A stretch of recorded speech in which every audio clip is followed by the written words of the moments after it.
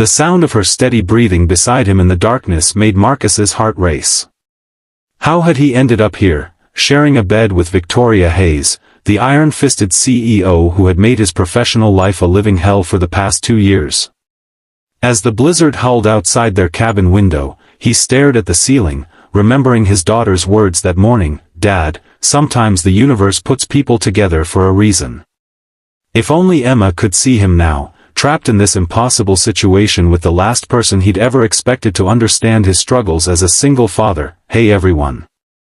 If you're enjoying this story so far, please hit that like button and subscribe to the channel for more emotional stories that will tug at your heartstrings. Your support means everything, and I promise this journey of unexpected connection is one you won't want to miss. Marcus Parker had always been defined by two things: his unwavering love for his daughter and his relentless work ethic. At 34, he'd mastered the delicate balancing act of being both mother and father to his 8-year-old daughter Emma while climbing the corporate ladder at Hayes Innovations. The company had been his salvation after his wife Melissa's death 3 years ago, providing the stability and income he desperately needed to create a new normal for himself and Emma. Every morning, he would wake before dawn, the ghost of Melissa's absence still palpable in the quiet house. He'd prepare Emma's lunch with the same care his wife once had, writing little notes with hearts and jokes that he tucked between her sandwich and apple slices. He'd lay out her clothes, check her homework one last time, and then gently wake her with a kiss on her forehead and their special morning greeting, "Rise and shine, my brave girl." These quiet moments were sacred to him, the sleepy smile Emma would give him, so like her mother's that sometimes it physically hurt to see it. The way she'd wrap her small arms around his neck and whisper, "Morning, Daddy," before launching into stories about her dreams or questions about the day ahead. In these moments, Marcus felt both the crushing weight of single parenthood and the indescribable joy of being Emma's world. Victoria Hayes had inherited the tech company from her father 2 years ago, sweeping in like a winter storm. At 36, she had transformed the once familial workplace culture into a ruthlessly efficient machine. The employees nicknamed her the Ice Queen behind her back, not that anyone would dare say it to her face. Her reputation for perfectionism and emotional detachment preceded her everywhere she went. She wore power like a second skin, tailored suits in steel grays and midnight blues, heels that added unnecessary inches to her already impressive height, and a perpetual expression of cool assessment that made even senior executives nervous. In meetings, she had a habit of tapping one manicured finger against her tablet while others spoke, as if counting the seconds until they finished wasting her time. The company's profits had soared under her leadership, but so had employee turnover. For Marcus, Victoria represented everything he resented about corporate America. Her constant demands for late hours and weekend work seemed deliberately designed to punish those with families. The single parents on staff had dwindled to just him, and he suspected it was only a matter of time before he too would be forced to choose between his job and his daughter. Their interactions had always been strictly professional and increasingly tense. Victoria seemed to have a sixth sense for calling meetings just as Marcus was preparing to leave for the day, or requesting complex reports due Monday morning that necessitated weekend work. He had begun to wonder if she had specifically targeted him, though he couldn't imagine why. His work was impeccable, his manner always respectful if not warm. "Parker, I need you in Aspen for the Nordstrom pitch," Victoria had announced on Monday morning, dropping a folder on his desk without even looking up from her phone. "We leave Thursday morning. Back Friday night." Marcus felt his stomach drop. "This Thursday? But Ms. Hayes, I can't possibly." "Can't isn't a word we use at Hayes Innovations," she cut him off, finally meeting his eyes with that steel blue gaze that brooked no argument. "This account could double our Q1 projections. I need my best numbers person there." The compliment, if it was one, caught him off guard. Victoria Hayes didn't offer praise casually, or really at all.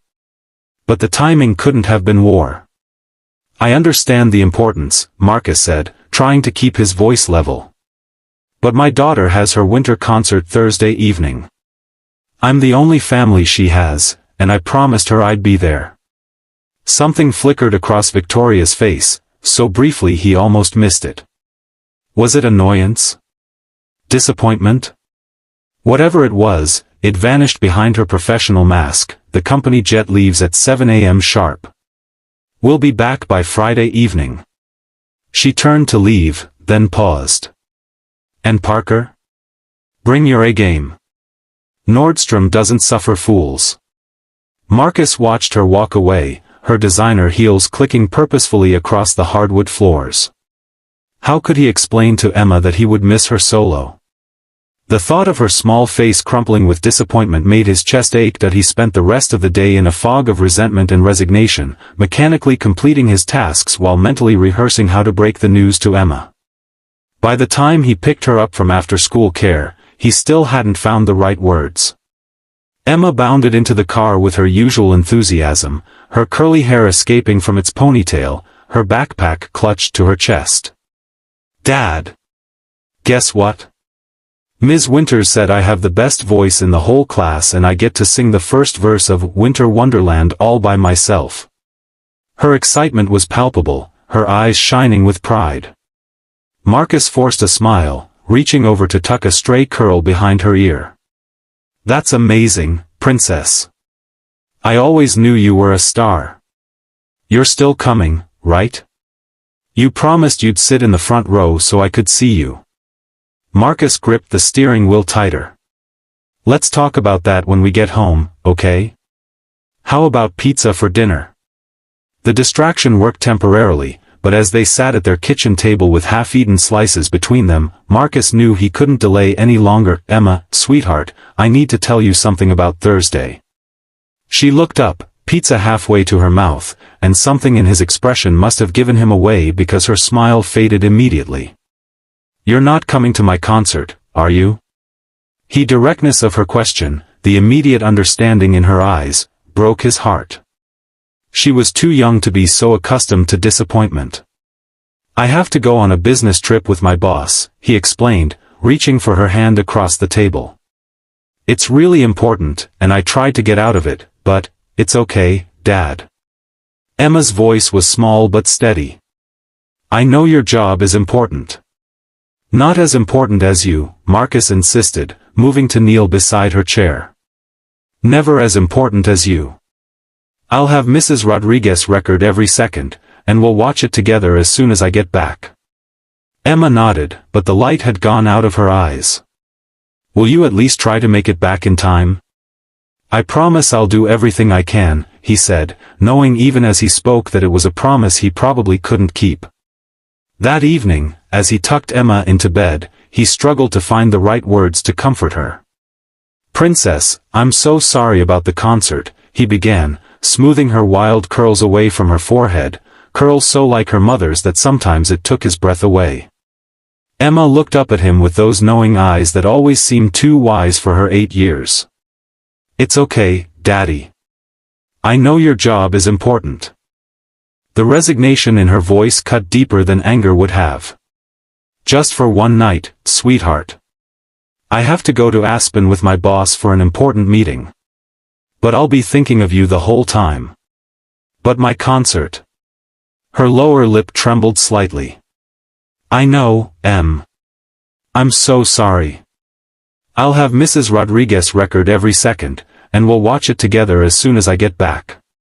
I promise." Emma was quiet for a long moment, studying the glow-in-the-dark stars on her ceiling. "Is your boss the lady in the picture from the company party? The pretty one who never smiles?" Marcus couldn't help but chuckle. "That's her. Ms. Hayes." "She looks sad," Emma said simply.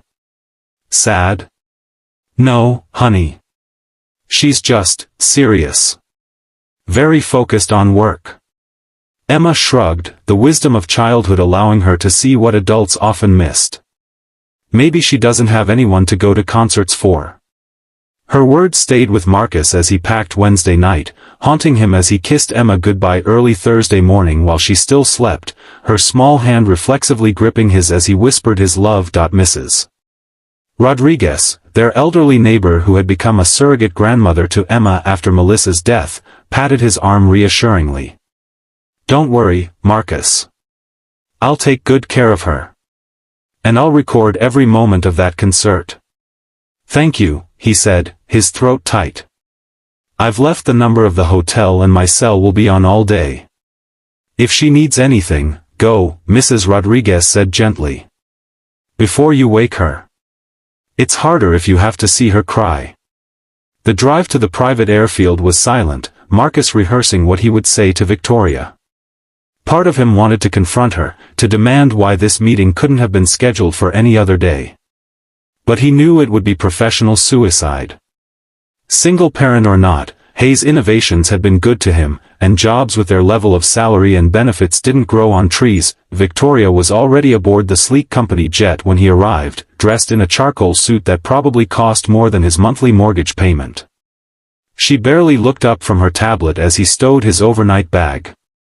"Coffee's fresh," she said by way of greeting. "We'll use the flight to finalize our presentation strategy."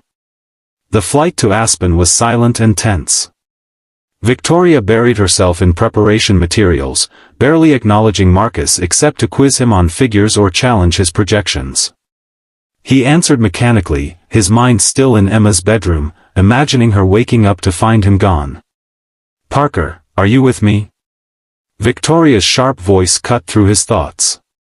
"I asked about the 5-year growth projection for the Western market." "Sorry, Ms. Hayes." He quickly pulled up the relevant spreadsheet. Western market is projected at 12.3% annual growth, assuming the Nordstrom partnership goes through and we can leverage their retail presence. She studied him for a moment, her expression unreadable. "You seem distracted." "I apologize. It won't affect my performance." "See that it doesn't." She returned to her tablet, but not before adding, "This deal is too important for personal distractions." Marcus bit back the retort that rose to his lips. His personal distraction had a name, a face, and a solo in the winter concert that he would miss because Victoria Hayes couldn't reschedule a meeting. Instead, he focused on the spreadsheets before him, channeling his frustration into meticulous preparation. The Nordstrom executives met them at a luxury resort nestled in the mountains. The meeting went surprisingly well, with Victoria displaying a charm Marcus hadn't known she possessed. He found himself watching her with new eyes as she deftly navigated the conversation, noting how she subtly highlighted his work at precisely the right moments. "Your projections were flawless," she said quietly as they left the conference room, the deal all but secured. "We make a good team, Parker." Before he could respond, her phone rang. The resort manager was calling with apologies. A massive snowstorm was moving in faster than predicted. Roads were already closing, and their pilot had been forced to relocate the jet to Denver. "We're stuck here?" Marcus couldn't keep the panic from his voice. "For how long?" "At least until tomorrow," the manager explained. "The good news is we have one cabin still available. Many guests evacuated earlier when the warning came through." Victoria handled the change of plans with characteristic efficiency, securing the cabin and arranging for necessities to be delivered before the worst of the storm hit. Marcus followed her in numb silence, calculating the hours until Emma's concert, knowing already he would miss it completely. The cabin was rustic but luxurious, a single large room with a stone fireplace, kitchenette, and one king-sized bed. Marcus stood in the doorway, staring at that solitary bed with mounting horror. "I'll take the couch," he said quickly. Victoria raised an eyebrow. "Don't be ridiculous, Parker.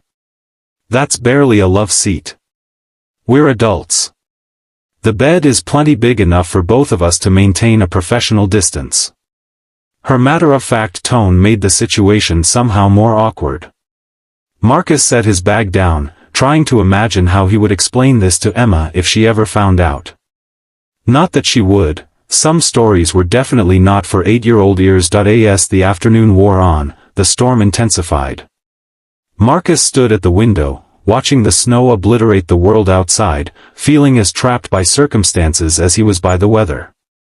At precisely 7 p.m., the time Emma's concert would be starting, he felt his phone vibrate with a text from Mrs. Rodriguez. "She's about to go on. Wishes you were here." Something inside Marcus broke. He turned away from Victoria, who was working at the small table, and tried to swallow the lump in his throat. He had never missed a single important moment in Emma's life since her mother died. Not one. "Parker? Is everything all right?" He hadn't heard Victoria approach. When he turned, she was standing closer than she'd ever been outside of a boardroom, close enough that he could smell her expensive perfume and see the tiny flecks of darker blue in her eyes. "Fine," he managed. "Just, my daughter's concert is starting now." Victoria was silent for a moment. Then, to his surprise, she sat on the edge of the bed and gestured for him to join her. "Tell me about her." The simple request, delivered without her usual clipped efficiency, caught him off guard. Before he knew it, Marcus was showing Victoria pictures of Emma on his phone, telling stories of her precocious questions and determined spirit. "She looks like you," Victoria observed, studying a photo of Emma on a swing, her face alight with joy. "She has your smile." "Everyone says she looks like her mother," Marcus replied, surprised. Victoria shook her head. "The coloring, maybe. But that's your smile. The real one you never show at work." The observation was so unexpected, so personal, that Marcus found himself at a loss for words. Victoria seemed equally surprised by her own comment, quickly standing and moving back to her work. But something had shifted between them. As the evening progressed and the storm howled outside, the professional wall they had maintained began to crumble. Over the simple meal provided by the resort, Victoria asked more about Emma, about how Marcus managed as a single parent. "It must be difficult," she said, swirling the wine in her glass. "The company demands a lot." "It is," Marcus admitted, deciding honesty was his only option now. "Especially since you took over."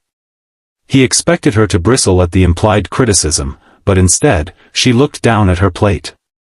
"My father believed in work-life balance. I know I've moved away from that." "Why?" The question slipped out before he could stop it. Victoria was quiet for so long that Marcus thought she wouldn't answer. When she finally spoke, her voice had lost its boardroom authority. "My father was beloved by his employees. When I took over after his death, the board made it clear they doubted a woman could maintain his success. I felt I had to be twice as demanding, twice as perfect, to prove them wrong." She met his eyes. "I never considered the human cost of that approach." As the night deepened and the wine bottle emptied, Victoria revealed more of herself than Marcus had ever expected to see. She spoke of growing up in the shadow of Hayes' innovations, of her father's expectations, of failed relationships sacrificed on the altar of career ambition. "The truth is, Parker," she said as they finally prepared for bed, "the awkwardness of their situation somehow diminished by the intimacy of their conversation. I envy you. Despite everything, you've built something real with Emma. Something that matters." In the darkness, lying beside his boss with a careful foot of space between them, Marcus found himself sharing the fear that had haunted him since his wife's death. "I'm terrified of failing her," he whispered. "Of not being enough." Victoria's hand found his across the divide, a brief, warm pressure. "From everything you've told me tonight, you're more than enough for her." Marcus woke to pale winter sunlight and the realization that sometime during the night, the careful distance between them had vanished. Victoria was curled against his side, her head resting on his shoulder, one hand splayed across his chest. Her face in sleep was transformed, the sharp lines of concentration softened, the perpetual furrow between her brows smoothed away. He should have moved. Should have carefully extracted himself before she woke. Instead, he found himself studying her. Marcus woke to find Victoria curled against him, her usual sharp edges softened in sleep. When her eyes fluttered open, there was a moment of perfect stillness before reality reasserted itself. "I apologize," she said quickly, sitting up and smoothing her hair. "That was inappropriate." "No need to apologize," Marcus replied softly. "We were just keeping warm." A ghost of a smile touched her lips before she slipped back behind her professional mask. But the mask didn't fit quite as perfectly as before. The storm had passed, leaving a transformed landscape of pristine white. Their pilot called to confirm he could retrieve them by noon. As they packed in silence, Marcus wondered if everything would revert to normal once they returned to the city, if the connection they'd found would be buried under spreadsheets and corporate hierarchy. On the flight home, Victoria worked quietly beside him, but something had changed. Occasionally, their eyes would meet, and he would catch a glimpse of the woman from the cabin before she looked away. As they prepared to land, she finally broke the silence. "Parker, Marcus, I've been thinking about what you said about Emma's concert." He nodded, the disappointment still fresh. "I'd like to make it up to her." "To both of you?" Victoria hesitated, uncharacteristically uncertain. "Hayes Innovations is sponsoring the Children's Symphony next weekend. I have box seats. Perhaps you and Emma would join me?" The invitation hung between them, representing far more than a simple outing. "I think she'd like that," Marcus said. "I think we both would." When they parted at the airport, Victoria surprised him by touching his arm lightly. "Thank you," she said simply, "for sharing your story with me. For making me see what I've been missing." Marcus arrived home to find Emma waiting, her face lighting up as he walked through the door.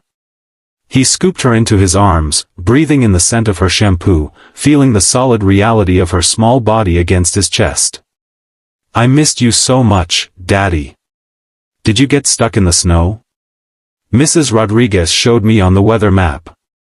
"I did, Princess. But I'm home now." He set her down, kneeling to her level. "And I have a surprise. My boss, Ms. Hayes, has invited us to the symphony next weekend. Would you like to go?" Emma's eyes widened. "The lady who never smiles? She wants to meet me?" Marcus laughed. "She does. And between you and me, she does smile sometimes. When no one's looking." That night, as he tucked Emma into bed, she asked the question he'd been waiting for. "Did something happen in the snow, Daddy? You look different."